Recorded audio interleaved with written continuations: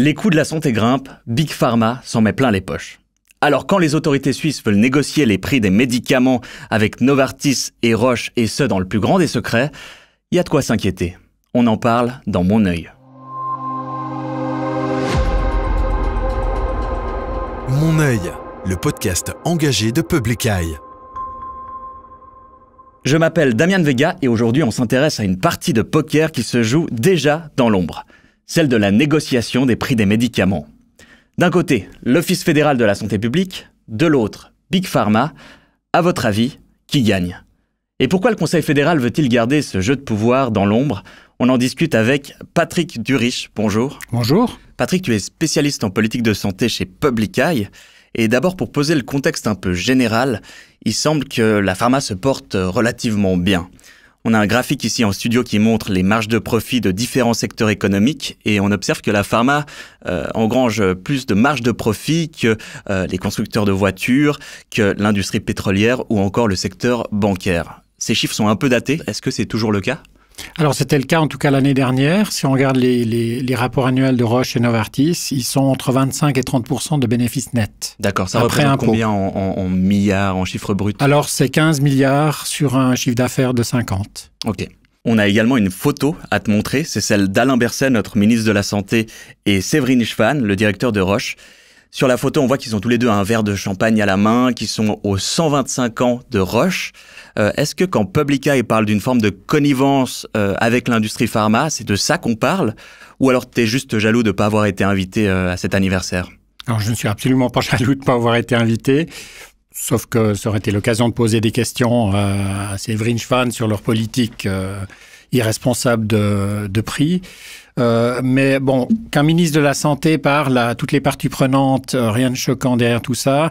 Sauf que là, il est vraiment dans l'enceinte de Roche. Et je pense que ça montre aussi cette proximité entre des autorités qui sont censées réguler le marché du médicament. C'est pas un marché complètement libre. Hein. C'est les autorités en fixent le prix. Bien sûr.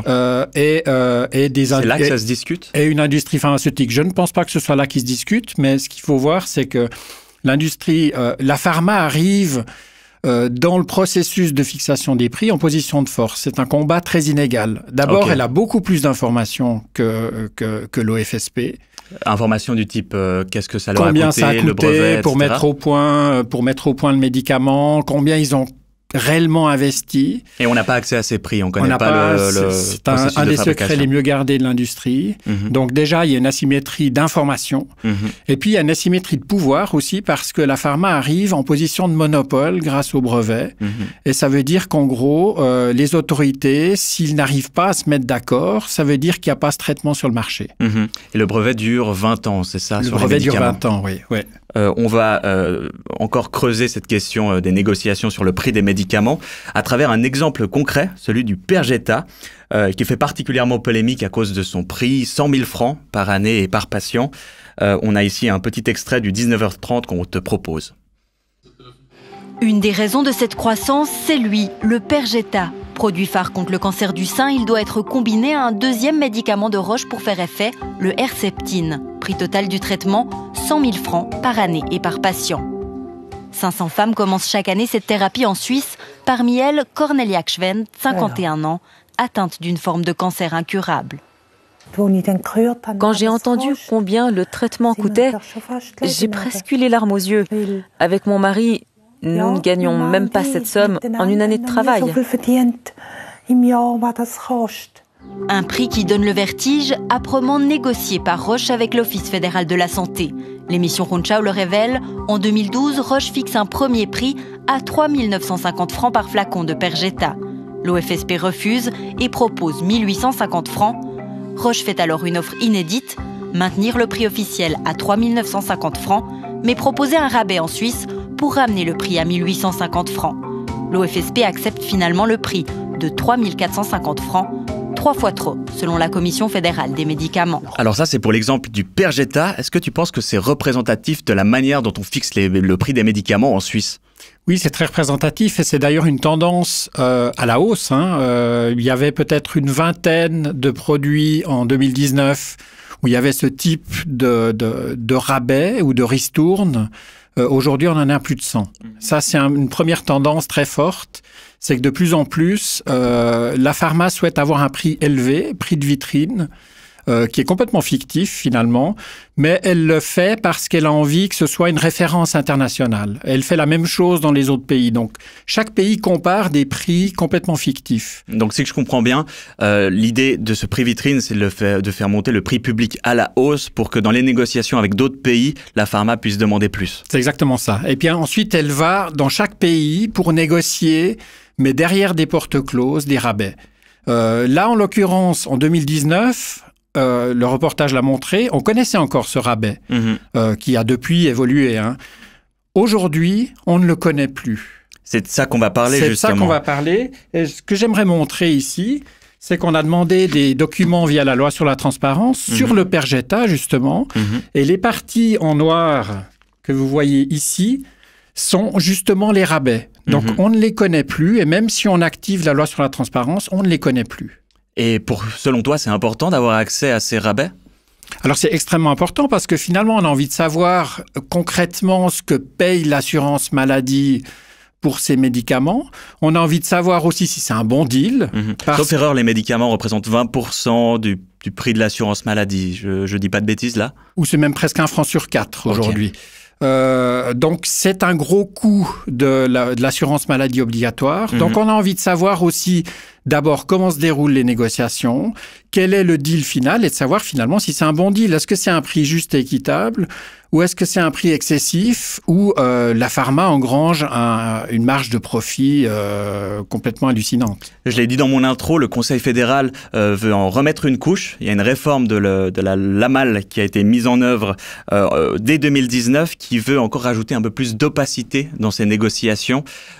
Pour toi, c'est positif, négatif? Je me doute que Publica a une position assez critique là-dessus. Alors, c'est extrêmement négatif et c'est extrêmement dangereux. Premièrement, parce que la Suisse s'était engagée au niveau international il y a 3 ans à l'Assemblée mondiale de la santé pour une transparence des prix nets, donc après rabais. Elle s'est engagée internationalement, donc elle a un engagement dans ce sens-là. Mais à l'interne, elle est en train de mettre en place un système qui consiste à verrouiller les rabais. Elle veut exclure ces rabais, je viens de le montrer là, du champ d'application de la loi sur la transparence. Donc là aussi, ça crée un précédent extrêmement dangereux pour des assurances sociales dont finalement nous, patients, citoyens, payons finalement la grande partie de cette assurance obligatoire à travers nos primes, à travers mais le but du Conseil fédéral, c'est quand même pas de faire monter les primes. C'est au contraire, grâce à ces rabais, de pouvoir négocier de meilleurs tarifs. Oui, mais le problème, c'est que, 1, on les connaît pas. 2, on n'est pas sûr que ce soit le meilleur rabais et que le prix est justifié, finalement. On n'a aucun moyen de le savoir. Et d'autant moins si ces rabais sont mis sous scellés.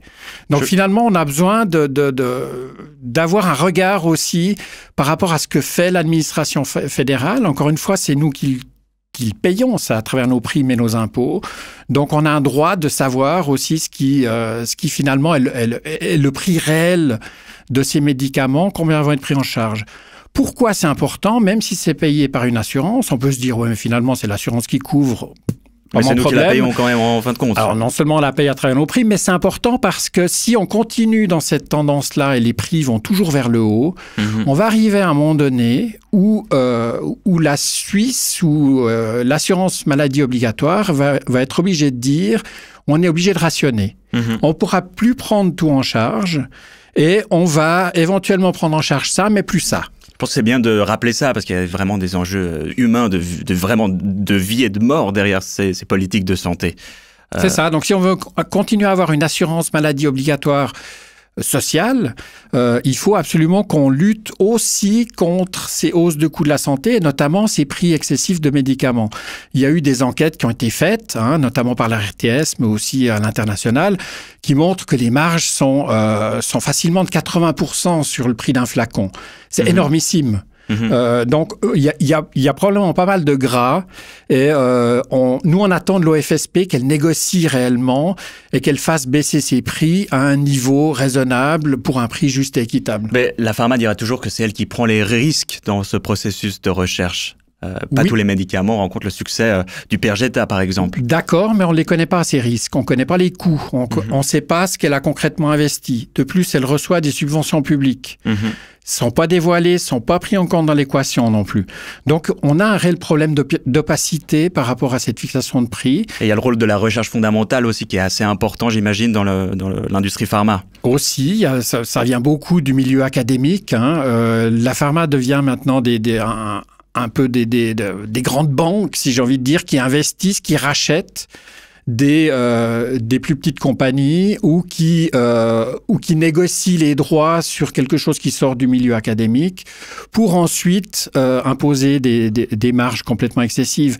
Donc on doit arrêter cette fuite en avant et pour cela, il faut qu'il y ait une OFSP qui puisse négocier. Et pour cela, il faut aussi qu'il y ait une transparence par rapport à tout ça. C'est ça les revendications de Public Eye, c'est avant tout une transparence sur le prix de ces médicaments. Absolument, c'est nous qui les payons finalement en fin de compte. Donc on a le droit de savoir aussi ce qui est négocié concrètement et ce qui est pris en charge par l'assurance maladie. Sur le sujet de la transparence, il y a une loi que tu as mentionnée avant qui s'appelle la loi sur la transparence ou L-Trans. Tu arrives à nous en dire un petit peu plus? Je crois que Public Eye l'utilise de temps en temps. Alors c'est une loi qui a été mise en place il y a plusieurs années. L'idée était à la fois de dire à l'administration publique payée par nos impôts qu'il y a un devoir de transparence. On a besoin de savoir aussi qu'est-ce qui se décide et comment se décident les différentes directives qui viennent de cette administration. Donc ça ne concerne pas que les négociations sur la pharma, ça concerne l'administration dans son ensemble. Ça concerne plus largement. Il y a quelques champs qui sont exclus, typiquement la FINMA pour les finances et autres. Mais par contre, ça doit restaurer la confiance finalement entre la population et l'administration fédérale, qui sont encore une fois des élus via le Parlement, le Conseil fédéral. Tout le monde est un peu dans ce milieu-là et tout le monde cherche à voir comment, avec des intérêts partisans, à voir comment réformer cette loi. Mais en fin de compte, c'est quand même le citoyen et la citoyenne qui passe à la caisse. Donc, il y a clairement un devoir de transparence par rapport à ça. Est-ce que tu penses que c'est raccord avec le discours de notre gouvernement, Alain Berset, qui s'exprime sur la transparence, par exemple? Est-ce que dans les faits, c'est ce qui se passe? En l'occurrence, non. En tout cas, pas pour la fixation des prix. La Suisse est encore un des derniers pays européens qui publiait quelque part sur son site, pas toujours facile à trouver, mais on le trouvait quand même, les rabais et les ristournes dont parlait le reportage tout à l'heure. Donc cette opacité, elle est aussi présente dans les autres pays européens. C'est comme ça que se joue ce jeu de la concurrence. Elle est aussi présente dans les pays européens. La Suisse dit d'ailleurs, on est obligé de faire ça parce que les autres le font. Plutôt que d'avoir un rôle un peu plus pionnier et un peu plus courageux en disant non, nous on soutient la résolution de l'Assemblée mondiale de la santé, on veut tirer les autres pays derrière nous et on va plutôt essayer de montrer l'exemple. Mais non, c'est pas ce que la Suisse fait. Là, elle est en train de rétrograder et d'aller exactement dans le sens contraire. Et pour revenir au niveau national, donc il y a cette réforme de l'assurance maladie qui est en cours. On en parlait tout à l'heure, il y a de plus en plus d'opacité qui est demandée par le Conseil fédéral. Qu'en pensent les autres partis politiques de cette réforme ? Alors, il y a une consultation qui s'est faite où il y a une centaine de partis, d'organisations, d'économie, dont Public Eye, qui ont pris part. Et sur à peu près cette centaine qui se sont exprimés sur le sujet, plus de la moitié étaient contre l'introduction ou la légalisation plutôt de ces rabais secrets. D'accord. Parce que finalement, encore une fois, c'est une entorse au principe de transparence. C'est un précédent dans le domaine des assurances sociales. Et finalement, on est en train de sacrifier la transparence pour une politique économique qui est de favoriser aussi la prospérité et les profits des pharma. Or, ce n'est pas le rôle de l'OFSP. L'OFSP est là pour s'assurer que ce qui est négocié le soit vraiment dans l'intérêt public et dans l'intérêt des patients et de la viabilité du système de santé. Merci beaucoup Patrick Durich pour ces éclairages. Merci, au revoir. Et merci à vous de nous avoir écoutés. On vous invite à vous inscrire à la newsletter en description de cette vidéo pour ne rien manquer à l'actualité de Public Eye. De notre côté, on va faire une petite pause estivale et on se retrouve très vite à la rentrée. C'était Mon œil, le podcast engagé de Public Eye qui regarde là où les multinationales voudraient qu'on détourne le regard. À bientôt. Mon œil, le podcast engagé de Public Eye.